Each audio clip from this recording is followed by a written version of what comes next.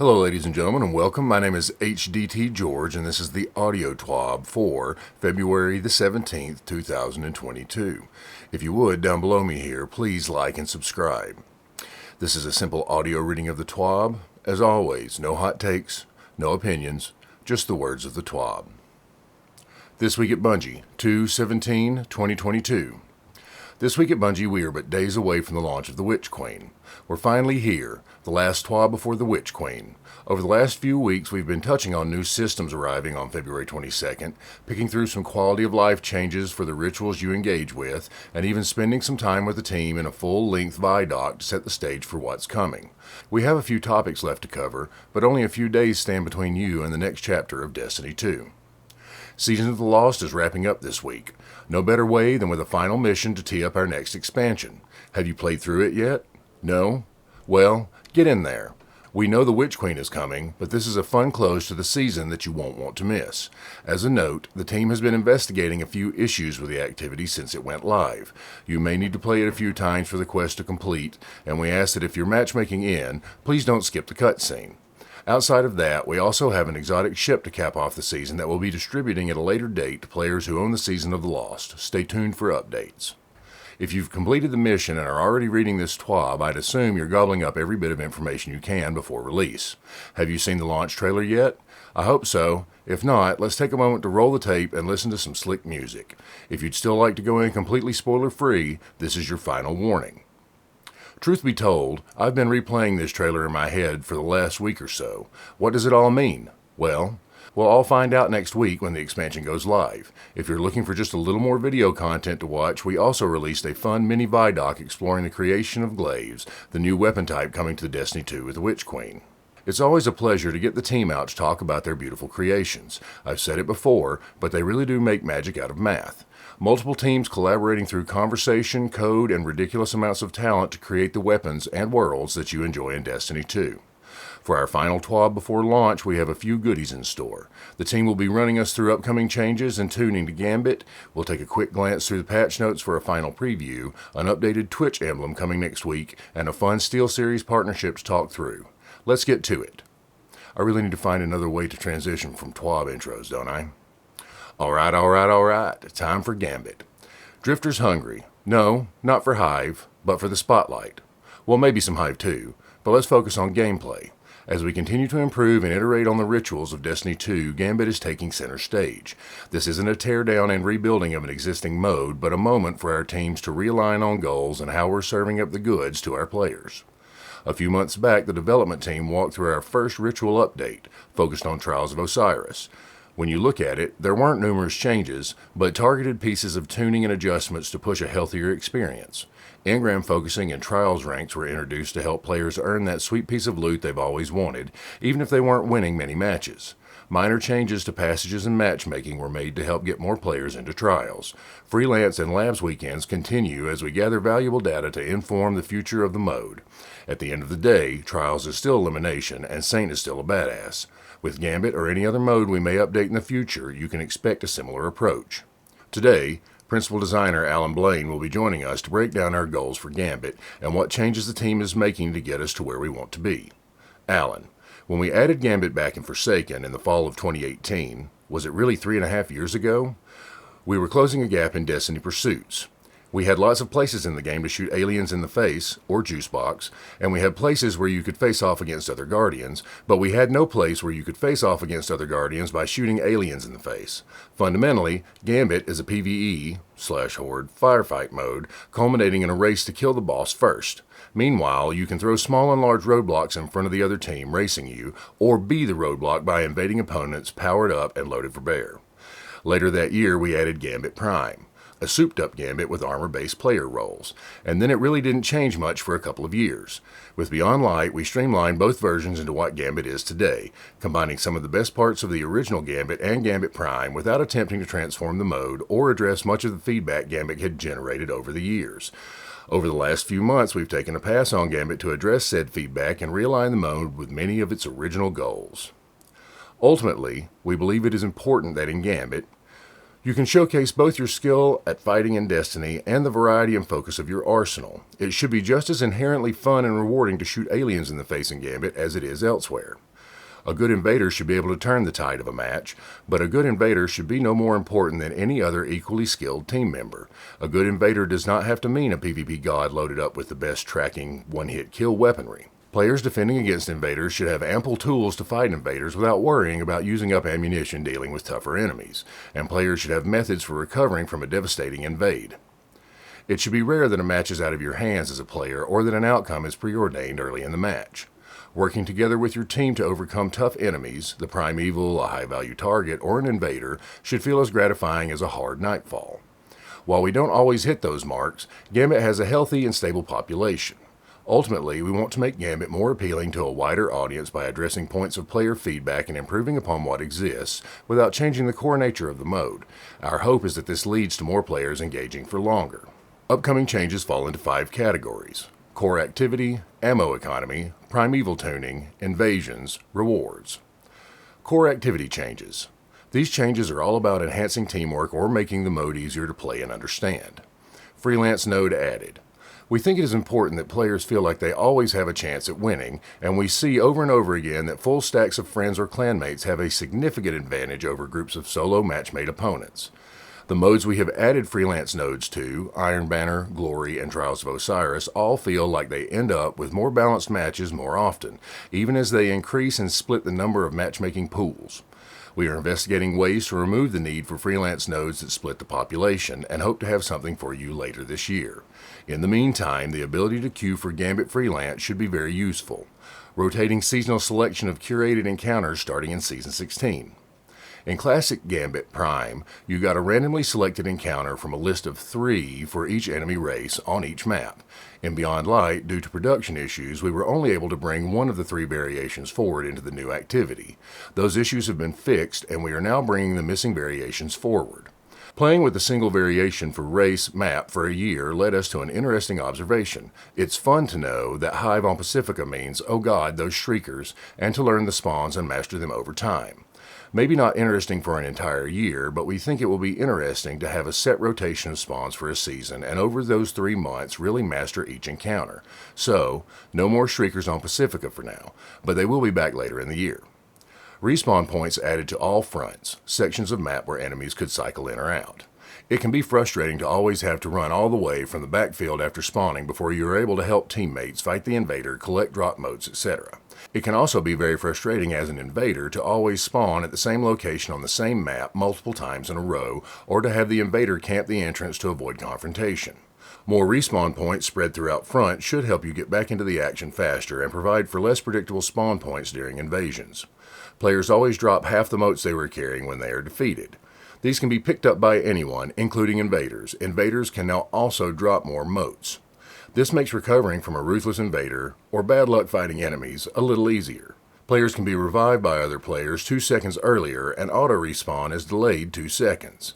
We want to emphasize and reward teamwork as much as possible. Bringing your teammate back and saving them a run now is even easier.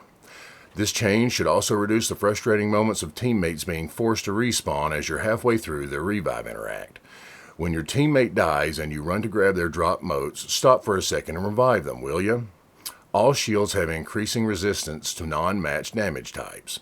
While not as severe as match game resistance in Nightfalls, we wanted a way to promote build crafting and teamwork. Rules of Gambit node added to launch screen, and numerous Gambit-specific hints have been added to the load screen. Gambit can be a bit opaque to newcomers. This should give them a leg up. Blockers, draining, and the bank. While we didn't do any drastic adjustments here, we have a few tweaks we think will increase interesting decisions both when sending and battling blockers, and hopefully remove the feeling of helplessness as you pour ammo into 3 knights as all of your motes drain away. 10 mote Phalanx blocker has its health boosted a bit. While they are a good positional challenge with their shield and knockback, we felt like they weren't quite tough enough for their mote cost compared to the knight, so we increased their health. 15 mote Knight blocker gains a stasis attack. We originally planned to pull its health down some as we felt it was a little too beef for 15 motes, but with the ammo changes below, we didn't find the current health onerous in playtesting. We did think they could be more tactically interesting with a stasis attack without necessarily making them more deadly or harder to kill. Moat drain from multiple blockers continues even if the opposing team is in primeval phase. This will help the team that is behind get to the primeval a little quicker. It's never felt great to send over 4 blockers only to have the enemy team ignore them, all while still being severely behind.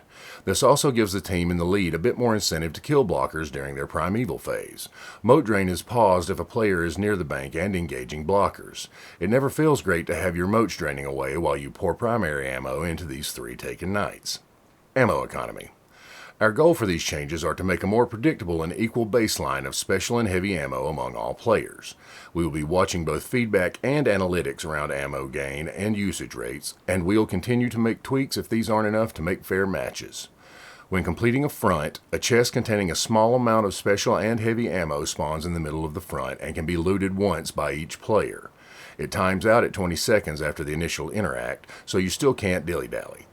Killing a high-value target spawns 1 normal heavy brick for each player.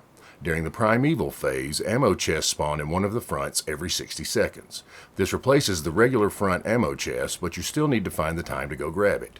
Limited special and heavy ammo bricks only spawn from enemies if you have finder mods equipped. Other ammo exotics and perks like Aeon Colt still work. The primeval fight. The primeval fight is the ultimate challenge of Gambit. It should feel like an epic boss fight and be long enough for the opposing team to get off some invades to counter strong DPS. It should have more to do than simply burning the boss as quickly as possible and turn in place to kill envoys every once in a while. Its mechanics shouldn't be complex but should require about as much tactical play as a high-end strike boss. Primeval health and Slayer stack bonus returned.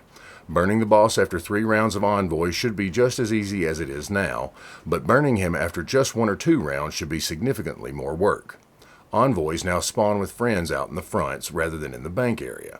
They have reduced health and are no longer affected by Slayer attacks and have varied elemental shields. Killing the envoys to get Slayer stacks will require movement, dealing with the envoys' protectors, and dealing with their elemental shield. Envoys put an invulnerability shield on primeval. You must kill them both to remove it and damage the primeval, forcing your team to go out and invade. Envoys respawn at 30% of the primeval damage done. This increases by 10% every envoy respawn, and envoys stop spawning after the 5th spawn. The primeval servitor boss is removed since its custom shielding mechanics conflicted with the new mechanics. The Malfeasance quest starts on the first primeval kill. With the tuning changes above, the moats phase is significantly quicker, and the primeval phase longer. You should expect matches to be just about as long as they are now, but we will be watching to make sure they aren't too short or too long. Invasions. As we said above, a good invader should be able to turn the tide of a match, but a good invader should be no more important than any other equally skilled team member. We don't want a single good invader to completely dominate match outcome, and they certainly can right now. However, we still want a good invader to be able to delay a strong PvE team from finishing off the primeval. Level advantage is now disabled for invader PvP. It has actually been like this since the start of Beyond Light. Surprise! One of the moat phase invasions has been removed. Invasions now trigger at 40 and 80 moat thresholds. Primeval phase invasions are unchanged. Invasions can no longer be saved up. Use it or lose it, pal. Invader no longer can see how many moats enemy players are carrying, and player nameplates fade out when the invader is aiming down their sights. You can still see players through walls, just not while you're engaging your rocket tracking or using your sniper zoom. We found a bug with how the primeval heal effect was being applied, which, depending on the sequence and timing of kills, would heal the primeval for somewhere between 5 and 35%. We fixed it, and now invader kills heal the primeval for exactly 27% every time. This sounds like a lot, but is actually less than the optimal amount prior. We will be watching feedback and analytics very closely on this one and will retune as necessary. Rewards. Gambit is the second of the core rituals, after Trials of Osiris, to get comprehensive engram focusing options. Focusing. You can focus the Gambit engram into either Gambit armor or Gambit weapons for 10,000 glimmer and 50 legendary shards. Gambit weapons include Crowd Pleaser, Bottom Dollar, Trinary System, Borrowed Time, and Servant Leader. Brand new Gambit weapons are drop only for a single season and are then available for focusing. We expect to expand Drifter's focusing options further during upcoming seasons. Other Drifter changes. Bygones, Trust, Bad Omens have been removed from the vendor. End match drops. There is a Gambit memento for weapon crafting that can drop after any match. Older Gambit shaders now have a small chance of dropping at the end of each match. Primeval Servitor cosmetic drops can now drop at the end of any match. The Furtive Shell Ghost can now drop at the end of any match. Yes, you can expect more rituals to get this treatment throughout the year, but we do not currently have any specific dates to share just yet. Stay tuned. The future in Gambit Labs. There are a few things eagle-eyed readers might notice are missing from the above. Don't fret, we do have a timeline for future changes. The daily Gambit bounty objectives are generally fine, but some of the repeatable bounties have some onerous completion requirements. We are taking a pass on these, though they won't all come at once. Sometime this season, we will be adjusting the completion amounts of most Gambit repeatable bounties. Weapon kills drop from 25 to 15, melee and grenade kills from 25 to 5, and super kills from 15 to 10. In Season 17, we will be making additional tuning changes as well as adding 3 new bounties. Throughout the year, we will also be adding bounties specific to Light 3.0 updates. Gambit Labs Invasion Edition.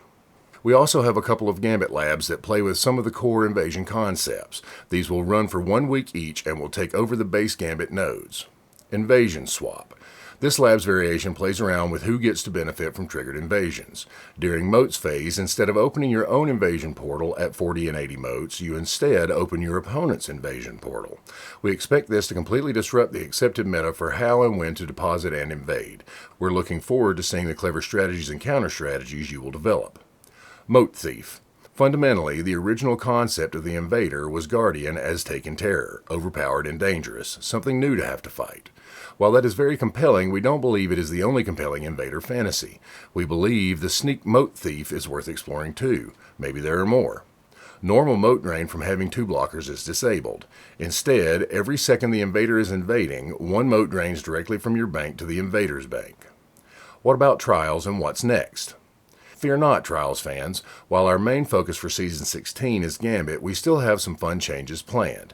As we discussed earlier this season, we are going to continue to liberally schedule Capture Zone and Freelance weekends, as well as a few reputation updates coming. For Season 16, we are moving to a schedule of 7 maps for the season, one of which you will get to decide. Expect a survey to come out in the next few weeks to vote on the final map. We also have some Adept reward changes coming for Season 17. We'll preview those later in the season. What's next, you might ask? We are still ironing out the details, so we don't have anything to share today, not even a lore drop. However, we are planning to make the next 4 seasons a banner year for rituals, and we hope our Season 17 plans will spark joy for everyone. We hope all the Guardians that love or fear Gambit give the mode another try once the Witch Queen launches. We've really enjoyed playtesting it, and we're going to be listening to your feedback and making adjustments. Final patch note preview. Here's a quick roundup of patch notes for next Tuesday. Think of this as a kitchen sink of patch notes, a little bit of everything. Ritual rewards. Starting with the Witch Queen, ritual playlist rewards will be updated to grant ritual-specific gear, weapons, mods, and armor, and no longer be granting rewards from the general world pool. Crucible will grant Crucible gear, Vanguard will grant Vanguard gear, and Gambit will grant Gambit gear. Engram focusing is currently only available on Saint 14 and the Drifter for their ritual-specific engrams. World engrams will continue to be granted at major ranks on ritual vendors, just for a little variety. Gambit, Crucible, and Vanguard rituals are receiving updated armor rewards for a new expansion release. These share the same base appearance but have slight differences in decals and coloring to represent each ritual.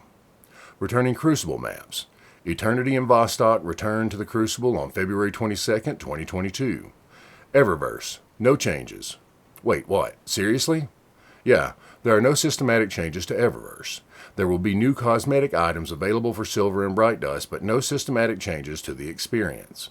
But what about Bright Dust? Any changes to how much players will be earning? There are no changes to Bright Dust acquisition or totals compared to that of Season 15.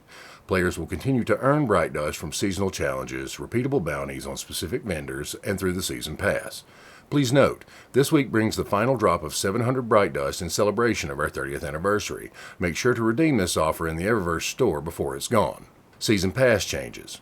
High stat seasonal armor has been reintroduced. Individual pieces are rewarded between ranks 57 and 87. Legendary engrams have been replaced with focused umbral engrams, 5 in total, each focused to a different armor piece, arms, legs, chest, class, and head.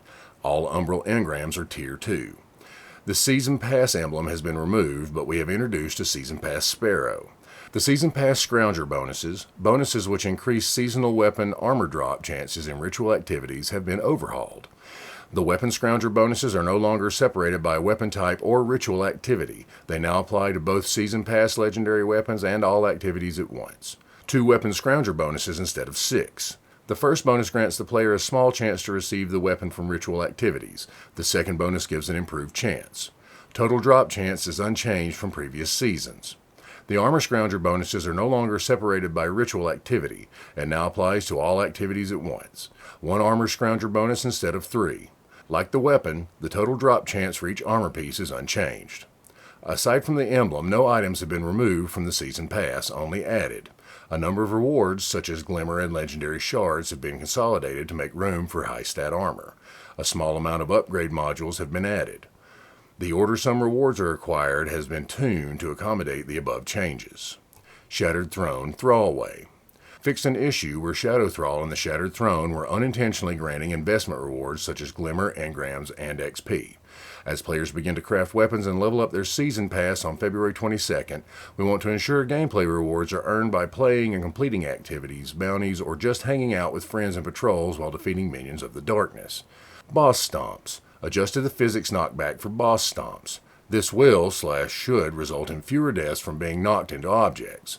Next week we'll have a full roundup of patch notes available for you to read through. Time is currently TBD, but our goal is to give you some light reading before launch. SteelSeries Destiny Collection. Earlier this week, we announced a new collaboration with SteelSeries. If you're looking for some new gaming peripherals, we've got just the things for you. Now don't worry, you don't need to be a PvP legend to take advantage of these. Sometimes you just want a cool-looking headset, mouse, or mousepad to use while jamming on homework or doing some work from home. Looking for more details? Head over to the Bungie store or SteelSeries page for full rundowns on each product. You might even notice a few cosmetic incentives offered with these products. Long Live the Queen Twitch Subscription Bounty. Back when the 30th Anniversary Pack went live, we introduced a new Twitch subscription bounty emblem for players to earn. It's been wonderful seeing so many Dry6 emblems in post-game credit reports and Crucible lobbies. Don't know what a Twitch bounty is? Head over here for all the details on our Destiny 2 Twitch extension and how you can qualify for some fun rewards. With the release of the Witch Queen, we felt it would be a fun time to introduce a new emblem. Starting at 9 a.m. Pacific on February 22nd, completing the Twitch sub bounty will award players the Long Live the Queen emblem. This can be collected from Amanda Holiday in the Tower once available. Make sure your Bungie.net account is linked up and stay tuned for announcements of availability. Get out of my swamp. Looking for preload timelines or general expansion launch support? Destiny Player Support is on tap to guide you through our final descent into madness. If you're a PlayStation 4 player, we have some very important news for you as we approach launch day. This is their report. Witch Queen release schedule. To prepare for the launch of the Witch Queen on February 22nd, Destiny 2 will undergo scheduled downtime from 6:45 p.m. PST, 0245 UTC on February 21st to 9 a.m. PST, 1700 UTC on February 22nd. Below is the scheduled timeline for this release. February 21st, 6:45 p.m. PST, 0245 UTC, Destiny 2 is brought offline. February 21st, 7 p.m. to 0300 UTC, preload for update 4.0.0.1 will be available on all platforms. February 22nd, 9 a.m., 1700 UTC, Destiny 2 will be brought back online. Update 4.0.0.1 will be playable on all platforms and regions. February 22nd, 10 a.m., 1800 UTC, Destiny 2 maintenance is scheduled to complete. Players using the PS4 version of Destiny 2 will be required to download all associated Destiny 2 required content before playing the Witch Queen. These can be downloaded by launching Destiny 2 after the 4.0.0.1 patch is released. After the downloads have started, you can safely close the game and the required content downloads will continue in the background during our maintenance downtime. The PS4 download of Destiny 2 and all required content will be large, but players will have a smaller installation size once the download is complete. This should help improve the download and install of future PS4 patches. For more information, please visit our Destiny server and update status help article. Exorcism. Earlier this week, the Exorcism final seasonal mission of Season of the Lost was released. We are continuing to investigate issues with completions of the Exorcism mission and encourage players who observe issues during the activity to report them to our #help forum. Here are some updates from our investigation surrounding some of these issues. Progression can be blocked if moving too quickly on the bridge encounter. Double back if blocked. Don't skip the final cutscene. We have disabled the option to join this activity in progress via matchmaking. Wayfinder's Compass Rotation. We have updated the mod rotation of the Wayfinder's Compass inventory from a weekly rotation to a 2-day rotation until the launch of the Witch Queen on February 22nd. The inventory will now rotate on the following days at the daily reset: February 16th, February 18th, February 20th. Last Chance Bungee Rewards. As we are taking extended downtime prior to the launch of the Witch Queen, players looking to earn certain bungee rewards should complete the associated in-game achievement before 7 p.m. PST 0300 on February 21st. For a full list of affected rewards, please see the Player Support Report from February 10th. Twitch Gift Subs Bounty Rewards. On February 22, 2022, the Twitch Gift Subs Bounty Rewards will be updated with the Witch Queen. Players who are looking to obtain the current Drysixta emblem should complete the Twitch Gift Sub Bounty and claim their reward in-game before scheduled downtime at 7 p.m. PST 0300 UTC on February 21st. For more information regarding the Twitch extension, please visit our Twitch extension help article. Weapon Cycling Year 4 Content Vaulting. With the launch of the Witch Queen on February 22nd, certain activities, quests, destinations, items, and weapons from past seasons and expansions will become unavailable to access or earn. For a full list of vaulted, deprecated, or unearnable content, please visit the Player Support Report from the February 3rd TWAB. Known issues. While we continue investigating various known issues, here's a list of the latest issues that were reported to us in our #help forum. The Hunter Tempest Strike melee shockwaves can't pass through doorways. The Hunter Virtuous Cloak appears rigid when worn. For a full list of emergent issues in Destiny 2, players can review our Known Issues article. Players who observe other issues should report them to our #help forum. Lights, camera, almost the Witch Queen. Movie of the week. Deep breaths. How are we so close to the Witch Queen launching? It feels like yesterday Wait a minute, you aren't here for me. You're here for the Movie of the Week. Here you go. Movie of the Week, Destiny 2 30th Anniversary Weaponry Trailer. Movie of the Week, JoJo's Destiny Adventure Opening. Please don't forget to tag us on Twitter and use the hashtags #MOTW and #Destiny2Art.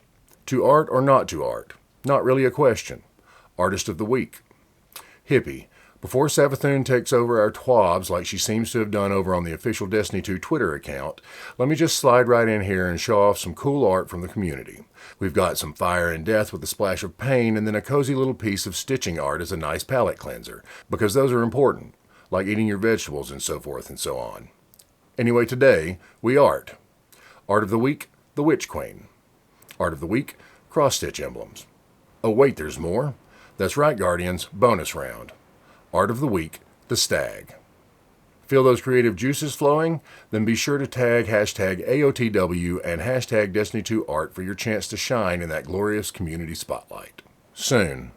I was just thinking the other day, many of us have been here for nearly 16 seasons of Destiny 2 content, and even more of that space magic goodness if you turn back the clock to the launch of Destiny 1. Even after so much time, the feeling of a Destiny release is like no other. The promise of new loot always drives some excitement, but it's the wonder and mystery of it all that truly resonates. Moments of discovery are potent. Sometimes it's easier to recite the first encounter with a crazy boss or the moment a god roll dropped into your hands than it is to remember a sibling's birthday. We're excited to hear about your upcoming journeys through the campaign. We're excited to watch as you craft your first weapon. We can't wait to hear people scream in terror while attempting to revive a teammate during a legendary mission. Just a few more days left and it will all be in your hands. Thank you for playing and cheers for being one of the best communities on this planet. Much love and see you Starside. DMG. Ladies and gentlemen, that was the audio TWAB for February the 17th, 2022. If you would, down below me here, please hit like and subscribe. I definitely need the subs. Again, my name is HDTGeorge. If you would like to follow me across all social media at HDTGeorge. And as always, remember, fight the status quo.